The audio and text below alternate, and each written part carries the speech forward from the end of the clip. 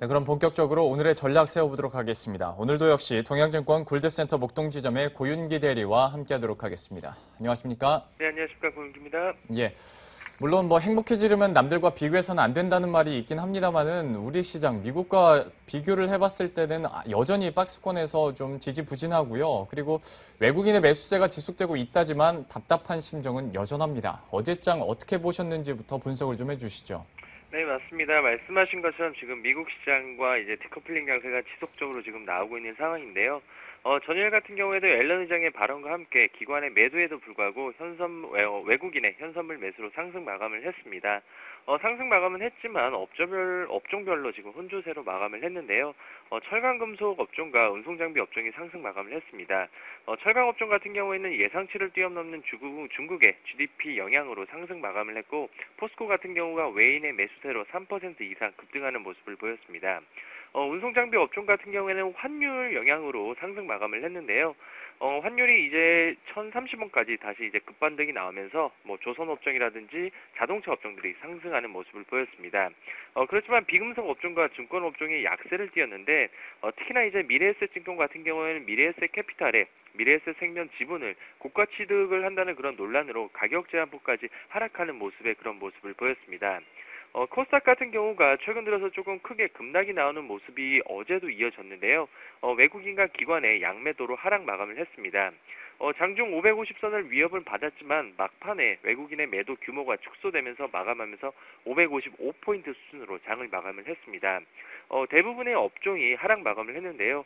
유례가 없는 앨런 의장의 기술주와 바이오 관련주들에 대한 거품 발언으로 인해 인터넷 업종이라든지 오락문화 같은 고PER 관련주들의 큰 폭으로 하락 마감을 했습니다. 그동안 크게 상승을 했었던 화장품 관련주와 모바일 관련주들이 그간에 상승했다는 차익 실현 물량이 출회가 되면서 어제 약세 마감하는 그런 모습을 보였습니다. 전반적으로 그동안의 중소형주 장세에서 대형주로는 조금은 변화되는 그런 시점으로서 어제도 같은 모습이 이어졌는데요. 오늘도 이러한 모습이 이어질지는 꾸준하게 지켜봐야 할 것 같습니다. 예, 간단하게 어제장 정리를 해봤는데요. 최근에 계속해서 글로벌 이슈들이 산재해 있다 보니까 우리 시장 대응 전략도 그만큼 중요해질 것 같습니다. 어떤 전략이 필요할지 전망 좀 해주시죠. 네, 전일 미국 같은 경우는 이제 미국 주택 지표가 호조세를 보였고, 그리고 중국의 GDP 또한 양호했고, 베이직북 또한 양호한 내용이 나왔습니다. 그런 이유로 이제 다우 지수가 최고치를 그런 모습을 보였는데요.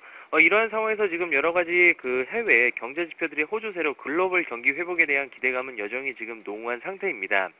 그렇지만 앨런 의장의 발언에 따라서 금리의 조기 인상에 대한 가능성으로 인해서 지금 달러 강세의 현상이 지금 나타나고 있는데, 이로 인해서 지금 환율이 급반등으로 지금 나오고 있습니다. 그렇기 때문에 이런 환율 상승분을 체크할 필요가 있을 것 같은데요.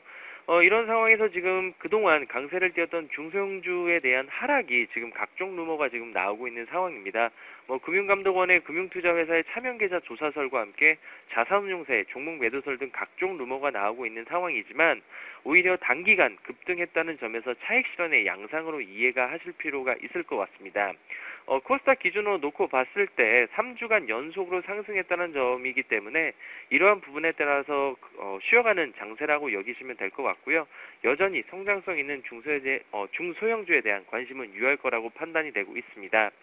이런 상황에서 앨런 의장의 발언에 따라서 단기적으로는 환율 관련된 그런 이슈와 함께, 그리고 이제 새로운 경제 컨트롤 타원인 이제 최경환 이제 경제부총리에 따른 그런 어떤 모멘텀도 있기 때문에 이 부분에 따라서 그 경기 민감주라고 할 수 있는 자동차 업종과 IT 업종에 대한 매매는 유효할 것으로 보고 있습니다. 그리고 일부 조선 업종이라든지 이런 낙폭과대주들에 대한 대응주 매매도 가능할 것이라고 보고 있는 상황입니다. 시장은 여전히 이제 방향성 모색보다는 여전히 박스 장세로 나올 것 같고 있는 그런 상황인데요. 코스닥 시장 같은 경우에는 그 단기간에 급락이 나왔지만 여전히 선별적인 접근은 가능할 것이라고 보고 있습니다. 역시 자동차나 IT 업종에 대해서는 단기적으로 또 매수 유효하다고 말씀을 해주셨는데요. 그렇다면 이어서 오늘의 관심 종목, 어떤 종목 보고 계신가요? 네, 지금 현재 그 말씀드린 것처럼 시장에 변화가 감지되고 있지만 여전히 실적과 수급 그리고 스토리가 되는 매력적인 중소형주가 많습니다. 오히려 이렇게 지금 잔파동이 나올 때 매수해서 기다리는 게 오히려 이제 더 큰 수익을 낼 수 있다라는 전제하에 한번 실적과 수급되는 종목으로 한번 준비를 해봤는데요.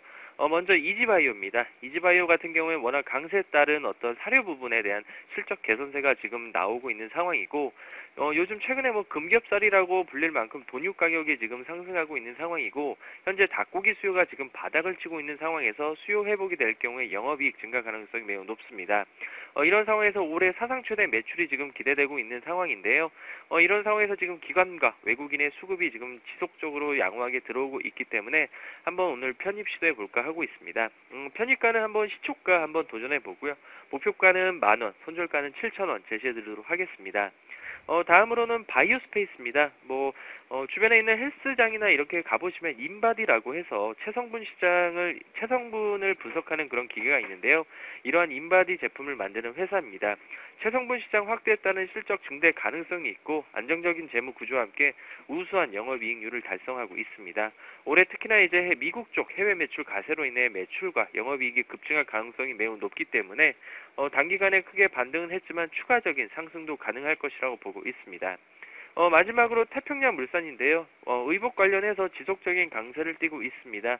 고수익 사업, 우모 사업이 지금 안정적으로 되고 있고, 지난번 말씀드린 것처럼 중국 분야가 아닌 베트남 쪽의 어떤 OEM 사업의 수익성이 개선되고 있기 때문에 추가적인 상승도 가능할 것 같습니다. 앞서 말씀드린 것처럼 이제 수급적인 모습도 양호한 흐름을 보이고 있기 때문에 오히려 조정 시 매수 관점으로 접근해 보셔도 좋을 것 같습니다. 네, 이렇게 해서 오늘의 관심 종목까지 확인을 해봤습니다. 지금까지 동양증권의 고윤기 대리와 함께했습니다. 고맙습니다. 네, 감사합니다.